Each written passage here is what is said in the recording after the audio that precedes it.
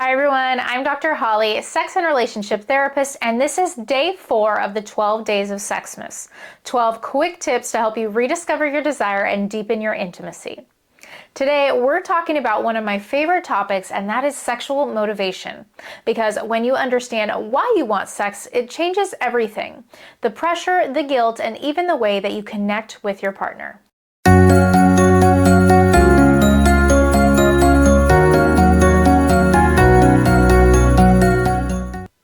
So often, people come to my office saying, I just don't have a sex drive anymore.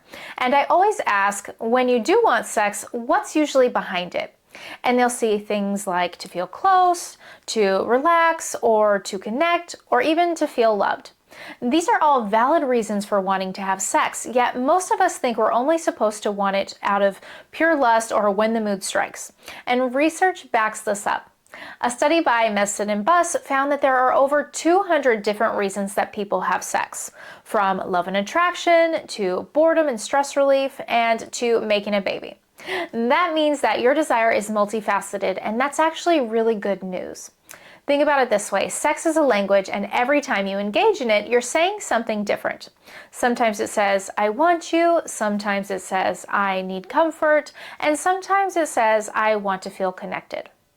And sometimes we have previous motivations or associations with sex that can get in the way with our current sex life. So it's helpful to look at what your current motivation is.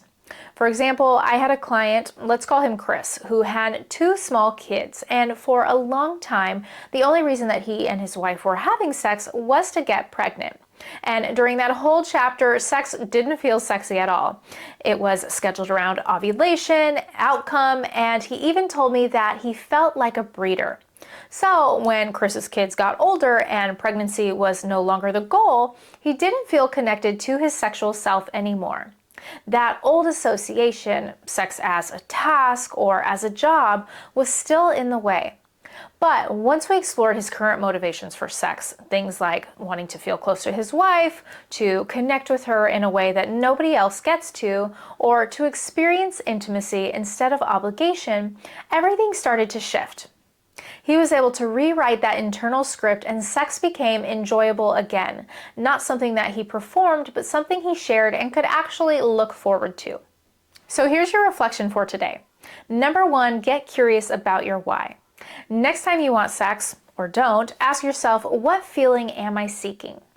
Number 2, communicate that openly. If you want to feel close, or want to unwind, or just be intimate when you're turned on, let your partner know. And number 3, let go of the hierarchy of reasons. There's no right reason to want sex, and every reason is an opportunity for connection. When you understand your motivation, sex stops being something that you should do and becomes something that feels aligned with what you actually want and need. And if you're interested in learning more about your own sexual motivations, I'll leave a link to one of the worksheets that I like to use to help clients explore their sexual motivations in the description down below. So if you've been chasing the right mood, maybe it's time to start chasing meaning instead. Thanks for joining me for day 4 of the 12 days of Sexmas, and stay tuned for the next video where we'll talk about how to turn yourself on even when your brain feels like it's on low battery. Make sure that you subscribe so you don't miss out, and until next time, stay curious, stay connected, and remember, you deserve a healthy, happy, and pleasurable life.